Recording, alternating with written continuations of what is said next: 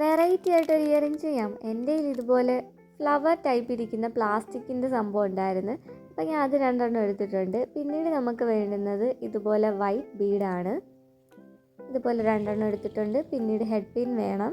പിന്നീട് ഈ മുത്ത് ഇതിലേക്ക് ഇട്ട് കൊടുത്തതിന് ശേഷം മുകളിൽ നിന്ന് ചെറിയൊരു ലൂപ്പ് ചെയ്യുന്നുണ്ട് ഇതുമാതിരി.